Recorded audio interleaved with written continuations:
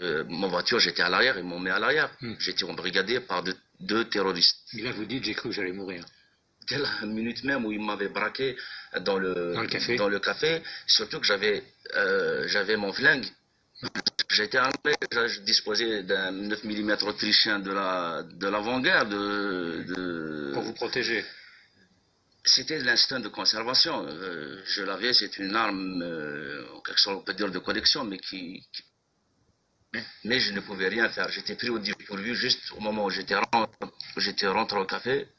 Ils sont rentrés comme ça en force, ils ont braqué tout le monde. Dites-moi, pourquoi ils vous ont pas, pardonnez-moi, c'est terrible de poser cette question aujourd'hui, mais pourquoi, à votre avis, ils vous ont pas exécuté tout de suite, comme ils le font pratiquement tous les jours avec des intellectuels? Moi aussi, je me suis posé cette question. Mais quand j'étais libéré et que j'ai trouvé ce formidable élan, cette formidable solidarité, j'avais compris parce qu'ils n'étaient pas aussi invulnérables. C'est-à-dire qu'ils ont eu peur. Ils avaient peur. Ouais. C'est pas ils avaient peur. Et vous racontez La peur avait changé de camp ce jour-là. Oui, et donc, c'est-à-dire que vous racontez dans le livre qu'à un moment, ils s'arrêtent et ils interrogent un gosse dans la rue. Racontez-nous cette anecdote. C'est-à-dire que quand j'étais dans les casements, quand on discutait, parce qu'on arrivait quand même à converser.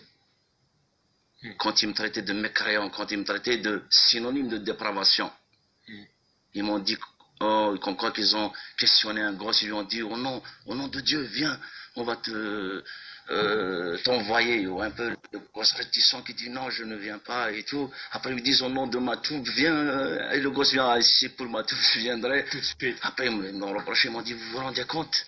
Tu te rends compte, toi, à quel point? Et, donc, il y a des moments où ils disent, parce qu'ils voyagent aussi dans des bus. Nous, en Algérie, c'est des comment dirais-je, ce n'est pas des bus, c'est des fourgons où on met des banquettes pour essayer de...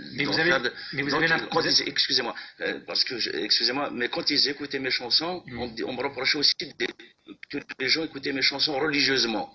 Donc ils abandonnaient Dieu, en quelque sorte, ce qui est pour eux le Coran et les sourates et tout ce qui s'ensuit, et de m'écouter moi religieusement, donc profondément en quelque sorte.